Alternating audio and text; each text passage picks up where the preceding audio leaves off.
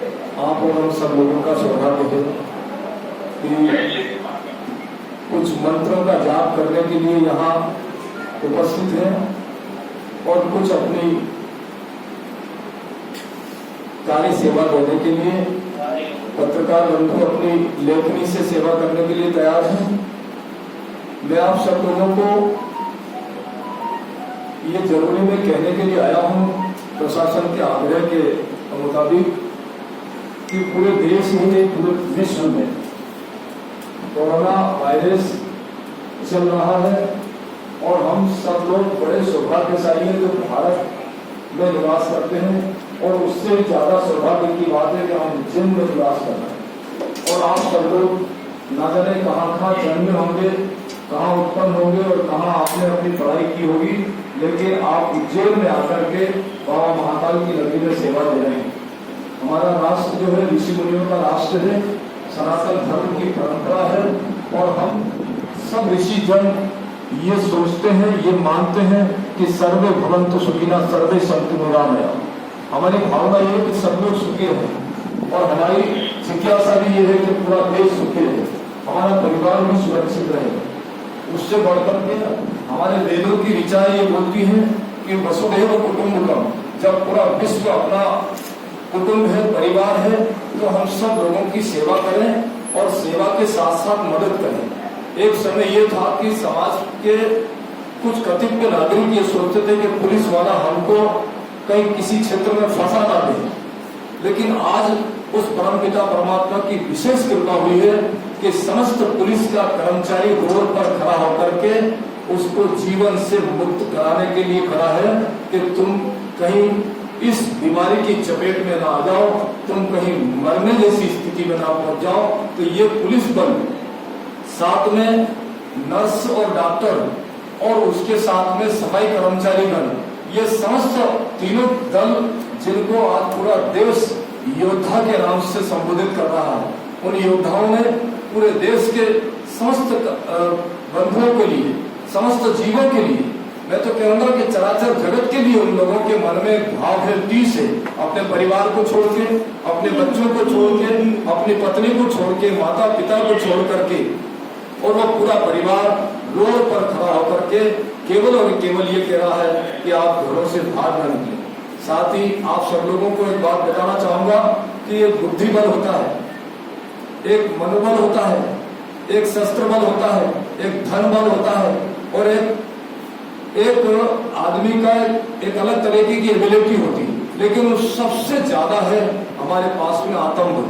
हमारा will power मजबूत होगा तो हम रोड पर खड़े होकर के इस कोरोना वायरस को भी हरा देंगे और समस्त समाज के लोगों को भी हम जिता देंगे और हम उनकी आत्मा की सुरक्षा कर पाएंगे, उनके परिवार की सुरक्षा कर पाएंगे और पूरे नगर की सुरक्षा करके हम उज्जैन अवंतिकापुरी से एक ऐसा संदेश देंगे कि समस्त देशवासी उस संदेश को स्वीकार करेंगे।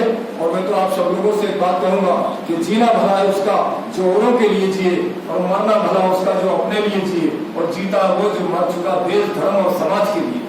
तुम धन्य हो, तुम्हारी माता धन्य, तुम्हारे पिता धन्य, तुम्हारी धरती माता धन्य कि जहाँ तुमने जन्म लेकर के और समाज के लिए खड़े होकर के और बिल्कुल रोड पर खड़े होकर के, ऐसी महामारी में कोई भी अपने घर से निकलना नहीं चाहता, लेकिन पुलिस बल, सफाई कर्मचारी और नर्स और डॉक्टर ये अपने घरों से निकल करके केवल और केवल समाज के लोगों को बचाना चाहते हैं। मैं भी आप सब लोगों के साथ निरंतर कंधे से कंधा, तन से मन से, हृदय के एक एक कण से आप जब आधी रात को आवाज लगाएंगे श्री क्षेत्र वाल्मीकि धाम संत समाज की ओर से मैं आपके साथ रहूंगा। आप सब लोगों को एक बात और कहना चाहूंगा कि ये कोरोना वायरस जो है, इससे डरो मत, दबो मत, झुको मत और रुको मत। अपनी सुरक्षा अपने आप को करनी है, उसके साथ हम लोगों की सुरक्षा भी कर पाए, ऐसा हमारा मन बना रहे। और अगर हमारा आत्मबल मजबूत रहेगा तो पक्की बात है कि हम सितंबर के लास्ट वीक तक इसको इस पूरे देश से बाहर कर देंगे, ऐसा मेरा मन कहता है। ऐसी भगवान महाकाल से प्रार्थना करता हूँ और आप सब लोगों के जीवन की मंगल कामना भी करता हूँ कि बिल्कुल पूरी ताकत से खड़े होकर के इस कोरोना वायरस को खत्म करने के साथ साथ समाज के लोगों को घर में बंद करने के लिए, उनको रोकने के लिए आप पूरे तन से, मन से और पूरे शस्त्र बल से लेकर के आप उनकी सेवा में लगे रहें, ऐसी मेरी भावना है। आज यहाँ पर मेरे को हमारे नए एसपी साहब का भी मिलना हुआ और हमारे अमरिंदर सिंह जी जो पुराने उम्र में रहे उनका भी, और समस्त पुलिस कर्मचारी जो यहाँ यदा कदा निरंतर पूरे शहर में आते रहे, जाते रहे, कार्य करते रहे, उन सब की मंगल कामना करता हूँ और आप सभी लोगों को आशीर्वाद देता हूँ। ओम शांति शांति। धन्यवाद महाराज जी ने जिस प्रकार से ये कहा कि हमें कोरोना से डरो मत, झुको मत और रुको मत और आत्मबल को बनाए रखना, मुझे लगता है ये ऐसी पूंजी है जिसके सहारे हम ये पूरी मानव सेवा कर सकते हैं। धन्यवाद महाराज जी, बहुत बहुत धन्यवाद। अब मैं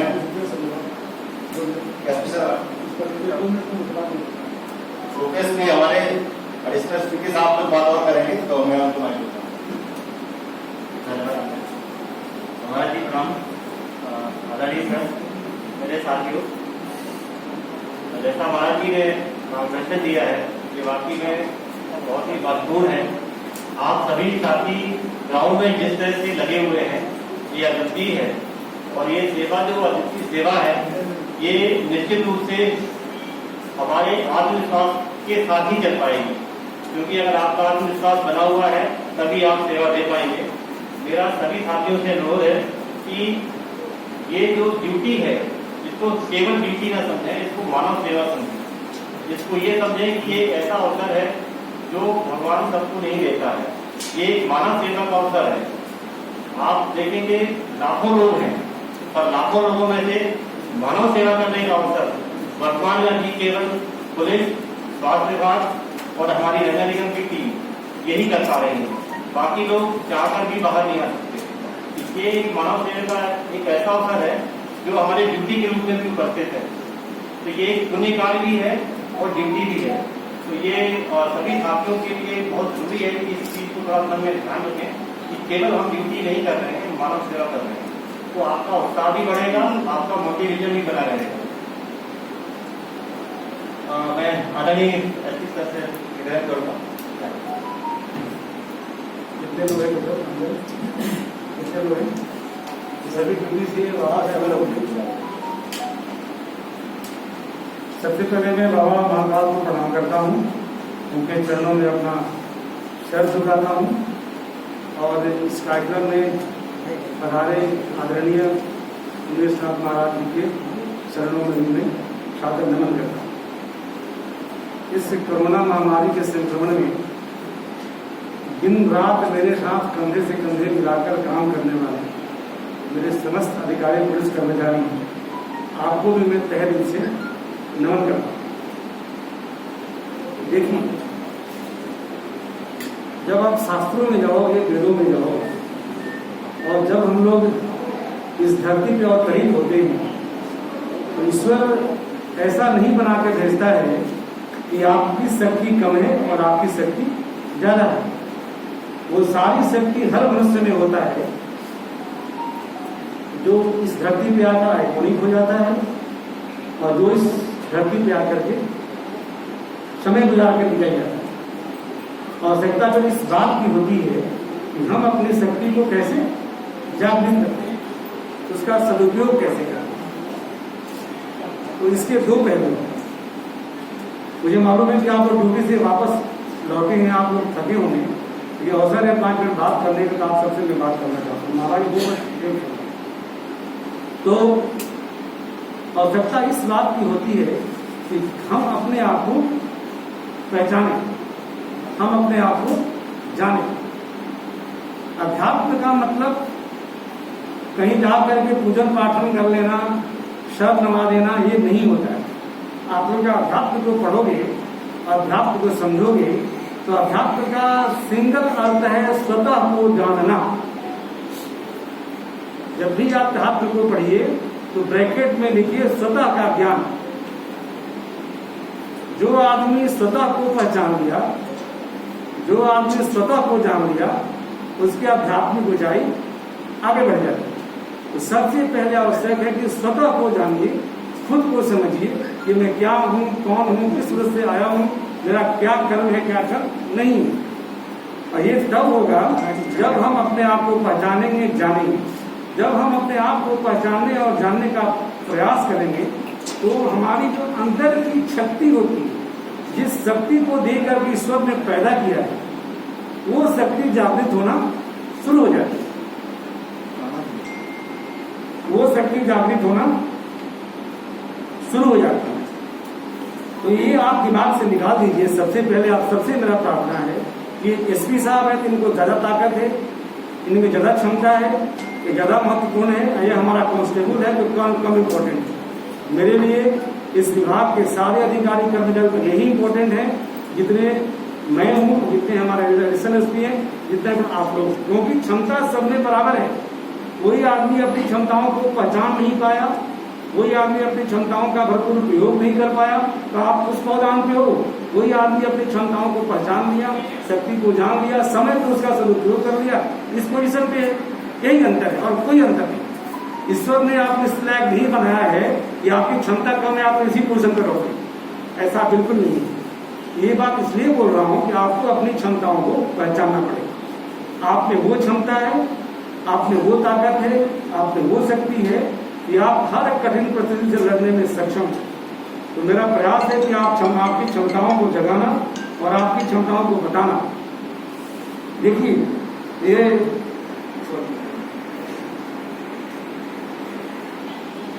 निवेदन है कि आप सब लोग अपने अंदर की क्षमता को पहचानिए। अपने को कभी भी अंडर एस्टिमेट नहीं करना है कि हम ये काम नहीं कर सकते, पहला। दूसरा मेरा उद्देश्य ये है कि जब हम खुश रहते हैं और स्वस्थ रहते हैं तो हमारे काम करने की क्षमता दुगनी हो जाती है। और खुश रहने के क्या कारण है? क्योंकि वन वे कम्युनिकेशन आपसे बात नहीं करना चाहता हूँ। आप लोग मुझे मालूम है कि जब आपसे मैं पूछूं कि खुश रहने के क्या कारण है तो 10 तरह के जवाब आ जाएंगे कि खुश रहने के लिए कारण है सर। लेकिन मेरा मानना है कि सबसे प्राथमिक तौर पर खुश रहने के 2-3 बहुत महत्वपूर्ण कारण तो अनेकों हैं, लेकिन खुश रहने के 2-3-4 बहुत ही महत्वपूर्ण कारण है बेसिक लेवल। क्या हर आदमी इंडिविजुअल होता है। जब आदमी इंडिविजुअल होता है, जब हम जन्म लेते हैं तो हमारे साथ एक परिवार होता है। हमारे माता होते हैं, पिता होते हैं, बाद में शादी हो तो बच्चे हो जाते हैं, पत्नी हो जाती है। तो हमारा बेसिक यूनिट हमारा परिवार होता है। तो अगर आपके व्यक्तित्व से, आपके स्वभाव से, आपके कर्म से आपके माता पिता खुश हैं, आपकी पत्नी आपसे खुश है, आपके बच्चे आपसे खुश हैं, तो मुझे पूरा भरोसा है, पूरा यकीन है कि आप निश्चित तौर पे खुशहाली वहीं से शुरू हो जाती है। अगर ये यूनिट अगर आपसे खुश है, यहाँ पे आपने स्वच्छ और सुंदर वातावरण बना रखा है, तो निश्चित तौर पे आपको काम करने की क्षमता आपने दुगनी हो जाती है। इसलिए मैं बार बार कहता हूँ, नहीं रहोगे बढ़िया काम नहीं होगा। तो मेरा आप सबसे निवेदन है कि ड्यूटी के क्रम में खुद खुश रहिए, अपने परिवार को पूरा खुश रखिए।